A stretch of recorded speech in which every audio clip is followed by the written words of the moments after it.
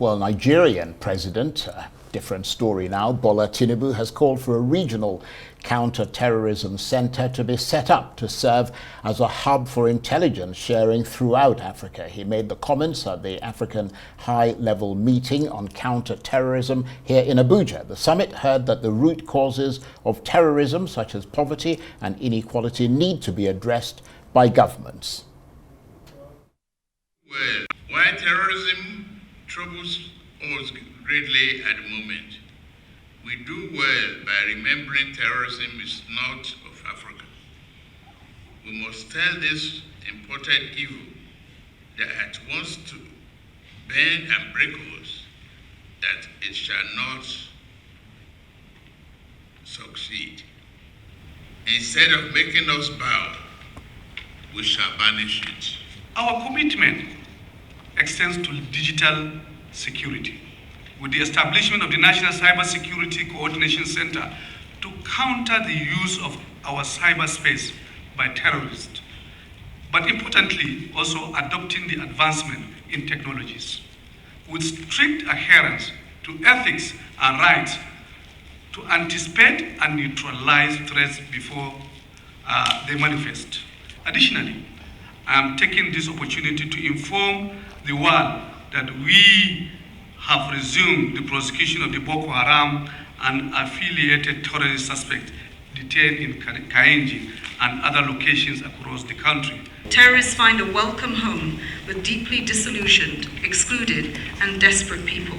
We must formulate responses that address these conditions, and in doing so, we must pay attention to our women and girls who bear the greatest impact of insecurity, often the victims of terrorism, who deserve our solidarity and who have a right to remedy and reparations, and also to our youth and future generations.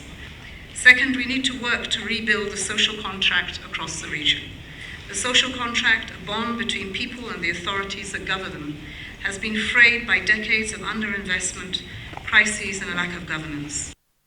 That's a cross-section of the high-level delegates who attended or who are attending that conference. Well, for more on this, I'm joined now in the studio by Sumner Sambo, who is Arise Politics editor and director of news. Good to see you, Sumner. Thank you so much. I noticed some of your chums are at that meeting. High-level chums, I have to add. What was the latest that you're hearing from that? Well, the latest is that they've concluded the day 2 of the meeting, and of course there have been lots of harmonization of talks. Then, of course, the major theme of President Bola Tinubu's suggestion yesterday was the establishment of a counter-terrorism center, a regional counter-terrorism center.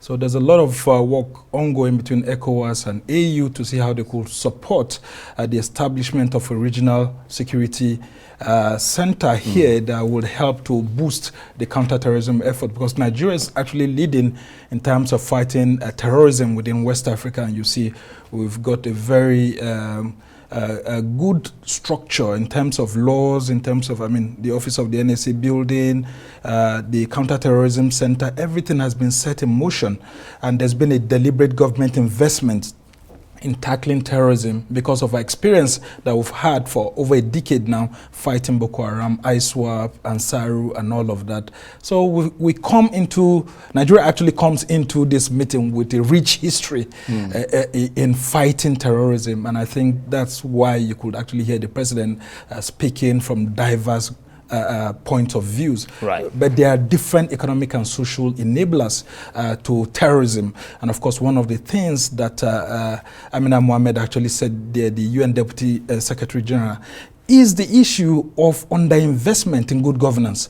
So when there's a broken social contract between governments and their people, and the economy goes down, people have to look for alternative means. And that's why you see that if you go to the northeast of the country, when you see Boko Haram coming and offering, fighters 150,000 naira to 200,000 naira, that's like $100 to, so they are enticed by it because they don't have jobs. There's no government investment. These are people who earn about 5,000 naira a day.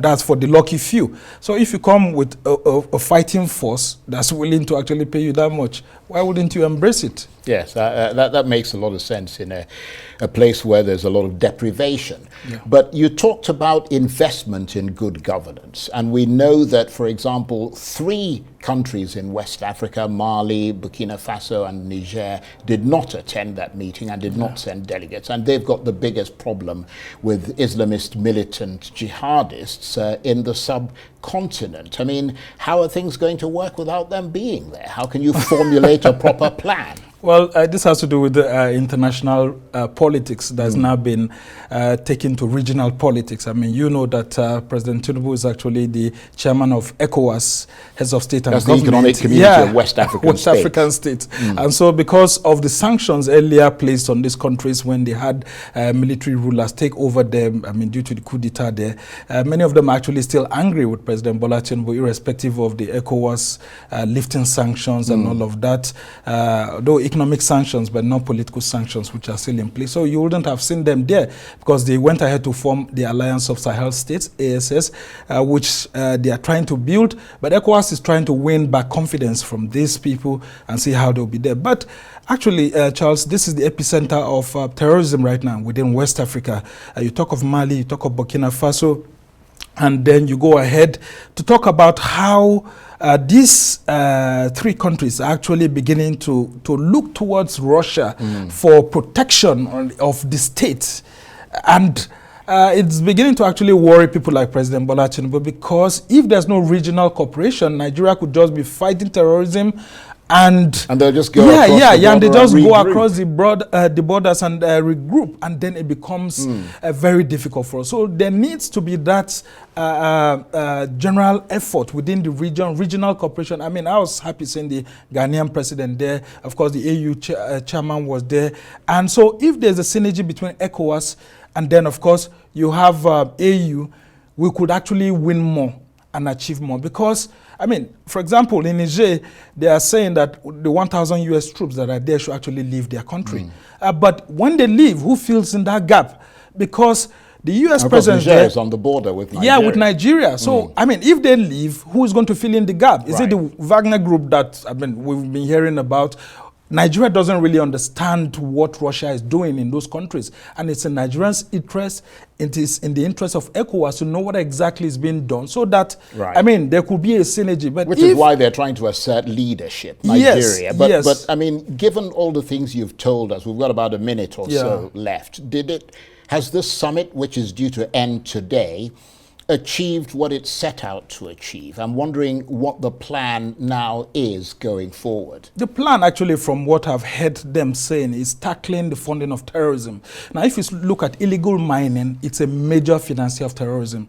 And you go to different parts of Nigeria, for example, you see illegal miners coming from even China and all of that, coming into the country, smuggling goods, and you don't know where this mining proceeds actually go to. So they have to be tracked. And then, of course, you could hear the National Security Advisor talking about the issues of cybersecurity. Very important, because this terrorist group recruit people. And then, of course, the issues of funding coming into the country and going out. Don't forget, the UAE had to be the one that was prosecuting some people who were funding terrorism from Dubai and all of that for us. How come we haven't done that successfully? Well, the Binance issue is still there and all of that. The government across the region, if they are able to work with what Nigeria is proposing in terms of tackling funding for terrorism, and then, of course, tackling illegal mining, I think we will have some better wins, because those are the takeaways for me. And I think the issues at stake here is how we could have better regional cooperation. Thank goodness AU and ECOWAS were there. Sumner, thank you very much indeed. Sumner Sambo is, of course, Arise Politics Editor and Director of News.